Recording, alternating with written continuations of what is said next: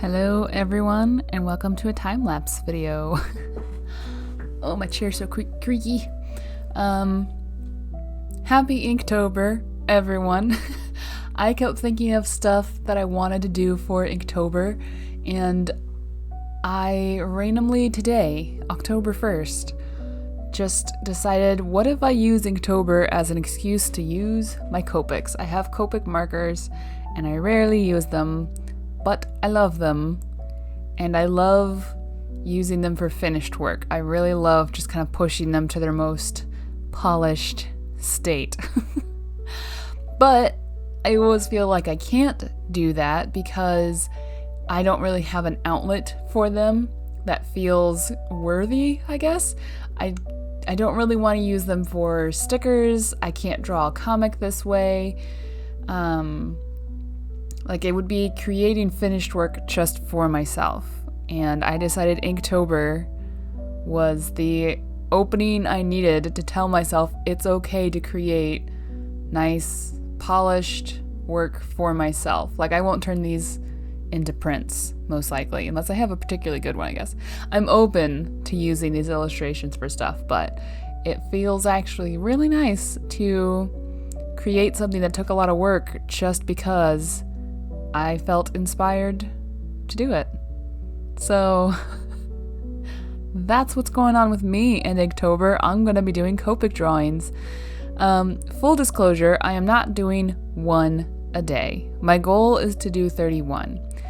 But twice a week, Thursdays and Saturdays, are kind of my art days or my studio days. So, for example, today I actually did 5 of these. There's only one in this video, but I did 5. So I can kind of post them throughout the week. I'll post once a day over on Instagram, I think.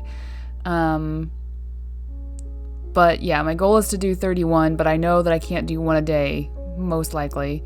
So I'm just kind of like, basically Saturdays during October are going to be Copic days. Let's phrase it that way.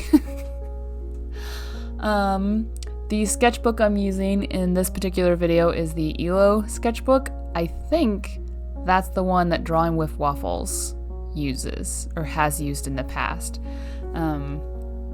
It's one of my 2 favorite sketchbooks for markers. My other one is the Stillman and Byrne Epsilon sketchbook. I might use that a little bit this month. But just super, super smooth, which I like for inking, like the actual line art. And then it really allows the alcohol markers, like Copic markers, to blend the way they're supposed to. Other papers, that's blending is where I think other paper falls short, but this ELO paper is the good stuff. I did, after drawing this particular illustration, I noticed a couple colors that I feel like I'm kind of lacking. Specifically, a really deep blue. So I went out and I actually just bought a Prussian blue from Michael's. But I also don't have any grays. I don't know how that happened. I have no gray Copic markers. So I think maybe later this month I will splurge on those, but I don't use them very often. So, you know.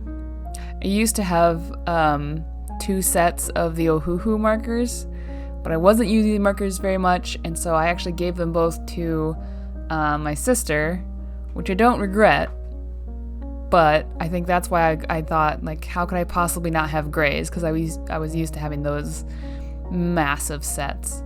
I'm kind of tempted, tangent alert, I am kind of tempted to splurge on the big Ohuhu set, which seems silly because I bought those other ones and then I gave them away, but markers are incredibly satisfying. I don't use them regularly, but the excitement I feel when I get new markers and I use them for like a week, it's pretty real.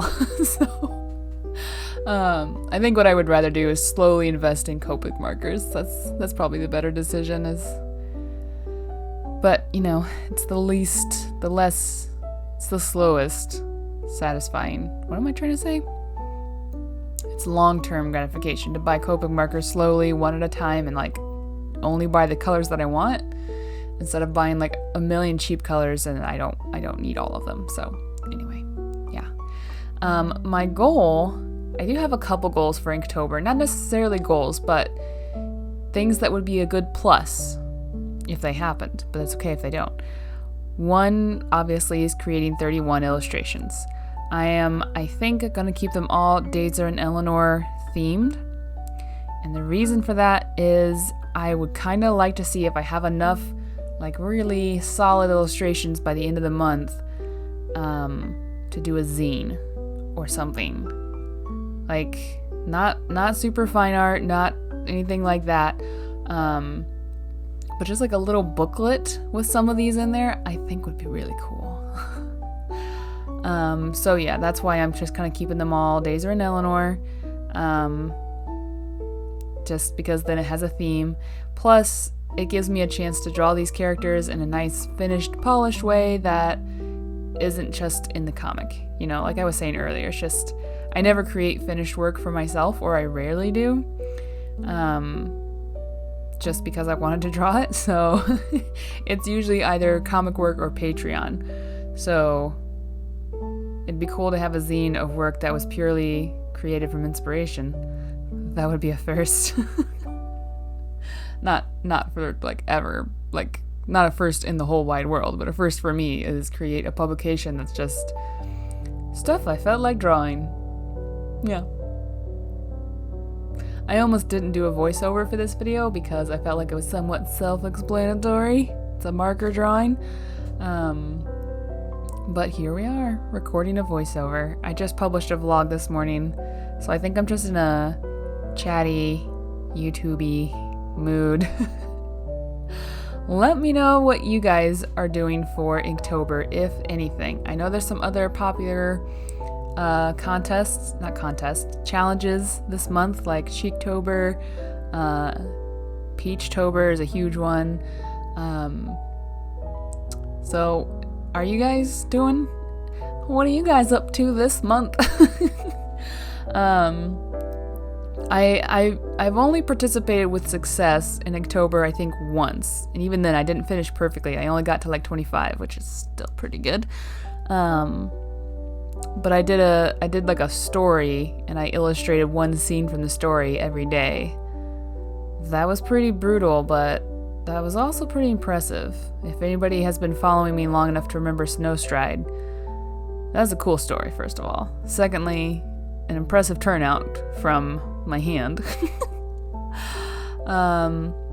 But yeah, I think what I'm doing this Inktober is both satisfying enough and low pressure enough that I should be able to do it.